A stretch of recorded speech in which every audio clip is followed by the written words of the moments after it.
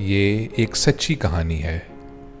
ایک دفعہ کا ذکر ہے کہ ایک انسان نے ایک خواب دیکھا تھا اور اس کے ایک دوست نے اس خواب کو پورا کرنے کا عزم کیا۔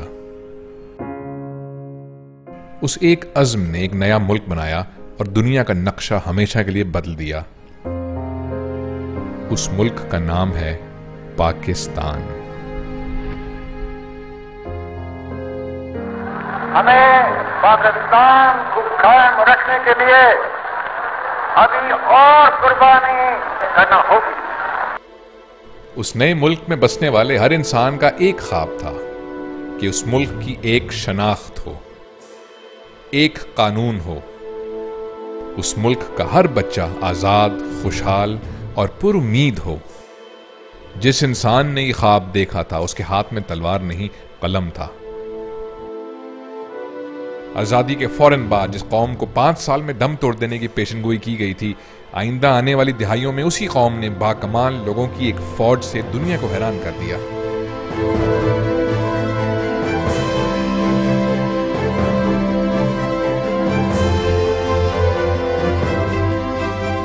باوجود اس کے کہ ملکی معاملات اور حکومتوں کو بار بار روکا گیا۔ Army has tried to save 70 million people of East Pakistan against armed rebels of East Pakistan. اس ایک قوم کو بار بار تقسیم کیا جاتا رہا، کبھی مذہب، کبھی قومیت، کبھی زبان کے نام پہ۔ Justice must be done. انسانوں کے ساتھ ساتھ ادارے بھی اغوا برائے تاوان کا شکار ہوتے گئے۔ آواز اٹھانے، مزاحمت کرنے اور امن چاہنے والے نامعلوم لوگوں کے ہاتھوں غائب ہوتے رہے۔ چہرے بدلتے گئے، بیانات بدلتے گئے، الزامات بدلتے گئے، سرخیاں بدلتی گئیں، مگر حالات نہیں بدلے۔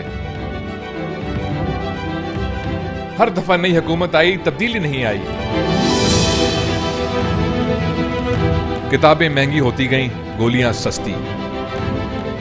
چھوٹی چوری کرنے والے جیلوں میں چلے گئے، بڑی وارداتیں کرنے والے ایوانوں میں۔ اسلحے کی فیکٹریاں کھڑی ہوتی گئیں، سکول گرتے گئے۔ اس ملک کا ہر بچہ پیدا ہونے سے پہلے ہی 75,000 روپے کا مقروض ہو گیا۔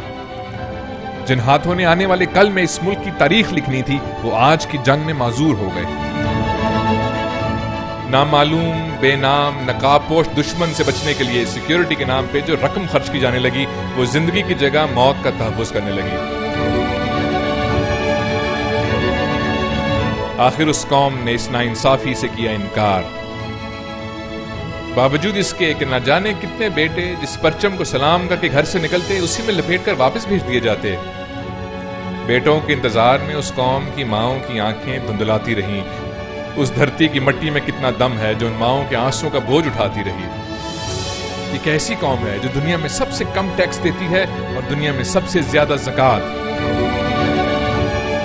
اب یہ قوم کسی سے جنگ نہیں چاہتی، کیونکہ جنگ ختم کرنے سے اندھیرا نہیں، اجالا پھیلتا ہے، امن سانس لیتا ہے۔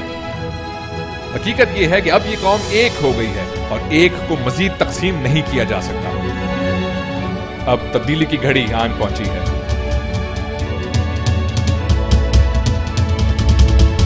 اب یہ قوم دوبارہ ان لوگوں کے ہاتھوں میں اپنا مستقبل دیکھنا چاہتی ہے جن کے دوسرے ہاتھ میں بندوق نہیں، قلم ہو، جو اپنے ملک کی بقا کی جنگ لڑیں۔